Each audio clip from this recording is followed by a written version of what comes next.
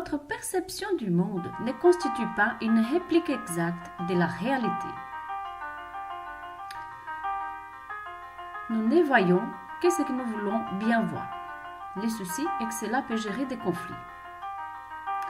Connaître et comprendre notre cas de référence et essayer de faire le même exercice avec notre interlocuteur. En quoi ça peut vous aider? Nous arrivons sur Terre et nous allons faire partie d'une famille, d'un pays. Nous allons fréquenter des écoles et nous avons éventuellement une religion. Sans nous apercevoir, chaque personne que nous allons fréquenter au long de notre vie va installer des programmes, pour utiliser les langages informatiques, dans notre monde intérieur, c'est-à-dire des croyances et des valeurs. Par exemple, un professeur m'a dit que j'étais nulle en maths quand j'étais en primaire. Et cette croyance me poursuit depuis ces jours-là. Et elle va conditionner mes pensées et mes comportements. Dans un premier temps, nous n'avons pas pu choisir nos valeurs et nos croyances. Ce n'est bien plus tard que nous pouvons, si nous le voulons, prendre conscience que certaines de ces croyances ou valeurs ne nous conviennent pas. Nos sens sont bombardés de 2 milliards d'informations par seconde, mais notre conscience ne peut en traiter qu'environ 7 éléments. Ces processus de filtrage, autrement dit, notre façon de voir le monde, est influencée par nos valeurs, par nos croyances, nos souvenirs. Et nous appellerons ces filtres des cadres de référence. C'est dans ces cadres de référence que certains vont rentrer pour faire un lavage cérébral. Chacun de nous avons notre cadre de référence. Et nous choisissons nos conjoints et nos amis par rapport à ce que leur cadre ait des points en commun avec les nôtres. Cela nous sécurise quand les gens pensent et agissent comme nous et nous laisse des émotions agréables.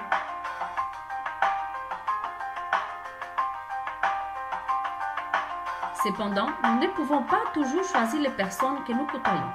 Nous ne pouvons pas choisir nos collègues de travail, nos chefs, etc. Et lorsque leur cadre de référence n'est pas compatible avec les nôtres, des émotions désagréables telles que la colère peut apparaître et cela peut nous amener à des malentendus. Nous sommes toujours prêts à nous battre pour défendre nos valeurs et croyances, comme si elles étaient nous-mêmes. Les croyances dont je vous parle sont différentes des croyances religieuses. Il s'agit des généralisations que nous faisons. Par exemple, les femmes ne savent pas conduire. Ces croyances forment la base de notre réalité et influencent nos comportements. Il existe des croyances positives qui nous permettent de nous assumer, tandis que d'autres auront tendance à limiter notre mode de pensée et nous bloquer. Bonne nouvelle, les croyances peuvent évoluer.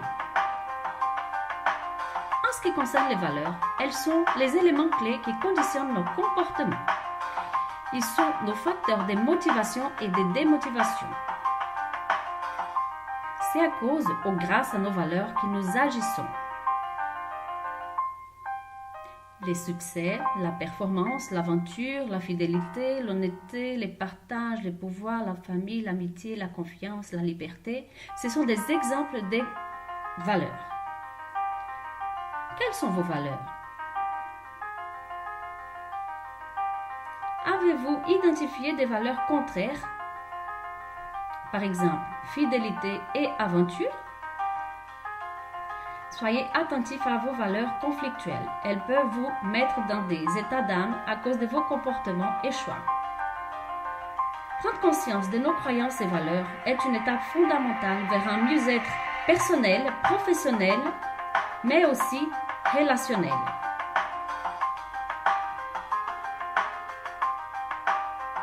Apprendre monde à terre nos croyances et valeurs. Le temps d'une écoute fait partie d'une vraie écoute. Qui n'aime pas d'être écouté? Or, la plupart du temps, les gens écoutent avec l'intention de répondre et non de comprendre l'autre dans son cadre de référence. Je vous laisse cette pensée de Léonard da Vinci. L'homme regarde sans voir, écoute sans entendre, touche sans sentir, mange sans goûter, se déplace sans le ressenti, respire sans en avoir conscience et parle sans réfléchir. Quelle invitation à devenir meilleur, n'est-ce pas? Jusqu'à présent, vous n'aviez peut-être pas réfléchi à la façon dont vous pensez, mais uniquement à quoi vous pensez, c'est-à-dire les contenus. Et pourtant, c'est votre façon de penser influencée par vos croyances et valeurs qui vont déterminer vos émotions.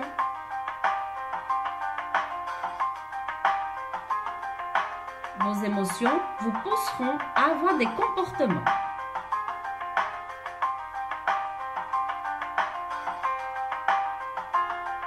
Ces comportements vous donneront des résultats positifs ou négatifs,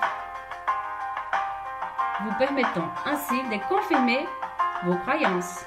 Voilà votre cadre de référence. Quand vous prêtez attention à la façon dont vous pensez et percevez le monde, des choses intéressantes se produisent. Vous vous apercevez aussi que tout le monde ne pense pas comme vous. Chaque individu a son cadre de référence, c'est-à-dire sa façon de voir le monde.